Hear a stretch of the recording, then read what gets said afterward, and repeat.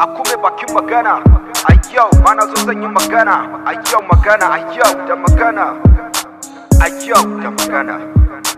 Fresh miya na zo ma tambayoyi, na san zaka ban amsa cikin zafi ko ruwan sanyi. Me al'ummar mu suka dukufa suna yi, kuma cutar da goban su suke yi. To abu na farkon sa shine shaye-shaye. A yau season 1 episode 7 nayi kiran yi. Har na bayyana hauka ne makomar mai shaye-shaye. Abu na biyu sa zinace in na tuna wannan musifa na kan rasa me zan ci. Dan wannan al'amari ya kazance ya kai matakin da ya fi kwatance duk bai kwatance.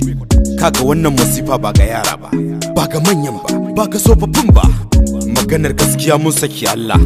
Wannan ne yasa kullum muke kwalla. Daga yanzu har latisi ake yi wa fasikanci. Ko me kai ba wani kyakkyawan hukunci. Wannan musifa ubangiji kai mana sassauci. Da farko zan fara kiran matasa wayanda suka dauki zina gasa. Ya san hakan yana sanya nisa da ubangijinsa, sannan zai wahala dorewar arzikinsa. Don baya kyautatawa uwarsa sai dai karuwarsa. To ta yaya Allah zai albarkace sa? Sai ka ga da uwarsa suna fama kan 200 ya ba karuwarsa 10,000. Yakan yi ya siya wa yar iska shawama. Allah sarki wadda ta haife shi ita koloma. Ya kai yar iska ta yi kwanan yesi. Mama ga zafi ga sauro ga jakarta ba ko sisi. Baka taimakon uwa da yawa, ba mai cin kudin ka sai mai hotel karuwa. Zai fi mai yin wannan hali ya daina an karuwa ce ka ne mata tana kallon kawawa. Idan ta tasa ya gobe ta tura kawa, jibi kawa tura kawa tunda ka kiwa uwa.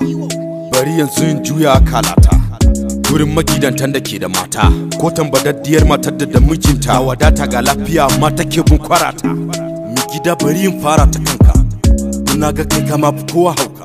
Kana da mata da ya biyu ku dan hauka, me yasa kake so in ka mutu lalle wuta zaka? Ga matarka ko me kai lada za a baka, amma rashin tunani irin naka har wata macen banza a waje ce za ta rude ka. Mata kuna yi na jiyo kanku kuma, mai gidanki yana can ya dukufa nema. Wani kasuwanci yake wani da koma, amma kike ci mai amana kamar kura da nama. Malamai na wazi kin kici wuta za ki kema. Karin abin takaicin ka ga har tsofaffi, ya bi uwa ya biya ya bi ka ta tsofan wofi. Ba sauran Allah shi yasa musibu ke kara karfi. In ka shiga yinuwa ta kona ka rana ma zafi. Akume bakin magana, a yau na zo na gama magana.